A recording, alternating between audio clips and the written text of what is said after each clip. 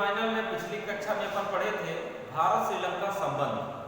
आपका जो पेपर है बीए फाइनल का जो पेपर फर्स्ट है उसका टाइटल है इंडियन फॉरेन पॉलिसी, यानी कि भारतीय विदेश नीति। भारतीय विदेश नीति में अपन कुछ चीजें पढ़े थे कि विदेश नीति क्या होती है, विदेश नीति के कार्य क्या होते हैं और विदेश नीति का महत्व क्या होता है। इन सब चीजों को अपन पढ़ चुके हैं, जिसमें से मुख्य रूप से जो हमारे पड़ोसी देश हैं उनके विषय में अपन पढ़े हैं और जो महाशक्तियां हैं उनके विषय में, यानी कि अपने पड़ोसी देशों से हमारा क्या संबंध है और विश्व की महाशक्तियों से हमारा क्या संबंध है, क्या रिलेशनशिप है, इसके विषय में अपन पढ़ रहे हैं। तो पिछली कक्षा में अपन पढ़े थे भारत श्रीलंका संबंध, भारत और श्रीलंका के बीच क्या संबंध है, सामाजिक संबंध, आर्थिक संबंध और अन्य संबंध, जो बॉर्डर लाइन है, जो अन्य चीजें हैं, जो कि श्रीलंका एशिया का एक छोटा सा देश है और भारत की समुद्री सीमा से लगा हुआ एक देश है। ठीक है, तो बीए फाइनल में अपन पेपर फर्स्ट है और यूनिट सेकंड है। ठीक है, आप लोग अच्छे से देख लीजिए कि पेपर फर्स्ट है और यूनिट सेकंड है, जिसमें से अपन भारत और श्रीलंका के बीच संबंध जो है उसको आधे से ज्यादा पढ़ चुके थे। अब उसमें कुछ चीजें जो रह गई थी उसी के विषय में आज पढ़ेंगे। पहला पढ़ने वाले हैं आज अपन भारत के प्रधानमंत्री की श्रीलंका यात्रा।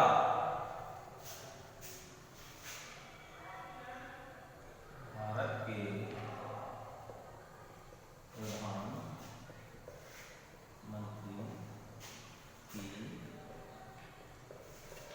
की श्रीलंका यात्रा, भारत के प्रधानमंत्री की श्रीलंका यात्रा। ये कब श्रीलंका यात्रा हुई थी?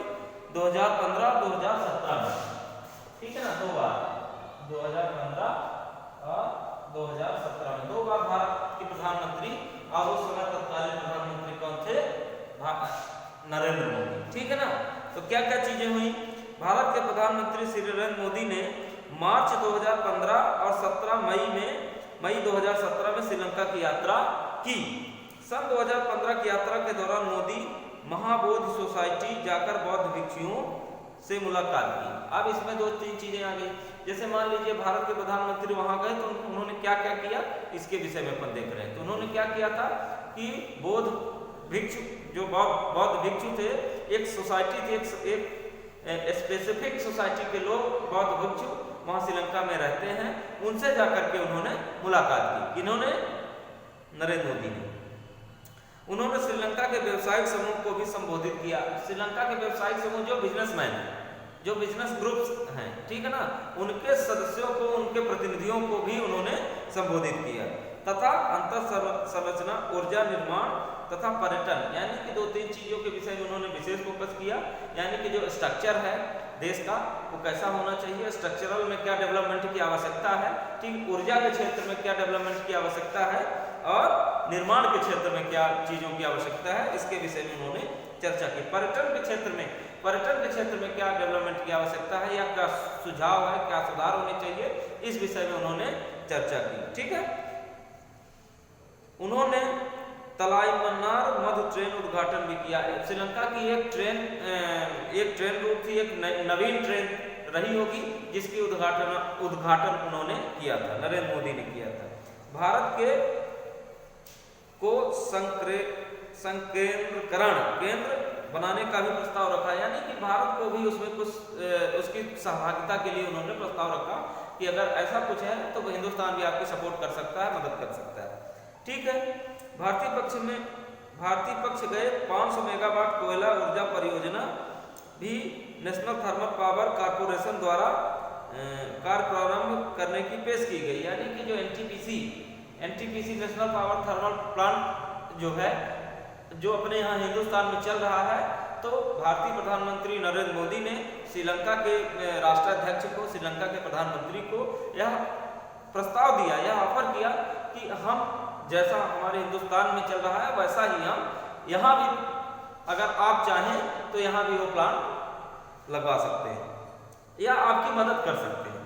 ठीक है, भारत द्वारा रेलवे तथा रहुना विश्वविद्यालय में टैगोर ऑडिटोरियम बनाने हेतु तो $318 मिलियन के ऋण देने की भी घोषणा की गई। यानी कि रहुना विश्वविद्यालय एक तरह से श्रीलंका में स्थापित एक विश्वविद्यालय है, जिसमें टैगोर ऑडिटोरियम, रविन्द्रनाथ टैगोर के नाम से एक ऑडिटोरियम बनवाने की घोषणा की गई, जिसमें 318 मिलियन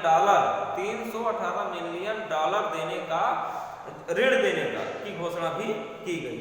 मई 2017 में पुनः, 2015 की बात मैं बता रहा हूँ, 2015 में नरेंद्र मोदी गए, लेकिन मई 2017 में फिर से नरेंद्र मोदी की जो है तो श्रीलंका की यात्रा संपन्न हुई, पुनः संपन्न। श्रीलंका यात्रा की और अंतर्राष्ट्रीय बेसिक दिवस समारोह में मुख्य अतिथि बने, यानी कि अंतर्राष्ट्रीय बेसिक एक डे सेलिब्रेट किया जाता है वहाँ, उसमें वह एज ए चीफ गेस्ट यानी मुख्य अतिथि के रूप में वहाँ गए एवं वहाँ शिरकत की। ठीक है, फिर श्रीलंका के प्रधानमंत्री रानिल विक्रमासिंघे की भारत यात्रा। ठीक है, श्रीलंका के प्रधानमंत्री की भारत यात्रा। ठीक है, कब किया इन्होंने? 2017 में, अप्रैल 2017 में। अप्रैल 2017 में श्रीलंका के जो प्रधानमंत्री, तत्कालीन प्रधानमंत्री रहे, उन्होंने भारत की यात्रा की। ठीक है ना, जिस तरह से भारतीय प्रधानमंत्री ने श्रीलंका की यात्रा की थी। ठीक है ना, तो सन 2015 में से यह भारत की उनकी तीसरी यात्रा थी, यानी कि सन 2015 से उन्होंने यह भारत में तीसरी बार आए थे। ठीक है ना, यात्रा के दौरान दोनों पक्षों के द्वारा आर्थिक और विकास परियोजनाओं की प्रारंभिक रूपरेखा सहमत की गई। दोनों पक्षों द्वारा ऊर्जा और दीर्घकालीन अंतर संरचना के विशेष आर्थिक सहयोग के लिए फोकस किया। अब इसमें 2-3 चीजें अपने को मिलती है। जिस तरह से कोई देश का अगर प्रमुख व्यक्ति अगर विदेश जाता है तो किसी न किसी प्लान के तहत जाता है, चाहे वो भारतीय प्रधानमंत्री दुनिया के किसी देश में जाए या दुनिया के कोई प्रधानमंत्री भारत में आए, ये लोग जाते हैं तो एक योजना के तहत जाते हैं, प्लान के तहत जाते हैं कि हमको वहां जाएंगे तो क्या क्या बातें करेंगे, या कौन से फाइल में सिग्नेचर करवाना है, समझौते कौन से समझौते में हस्ताक्षर करना है, इन चीजों पे फोकस इनका विशेष रूप से रहता है।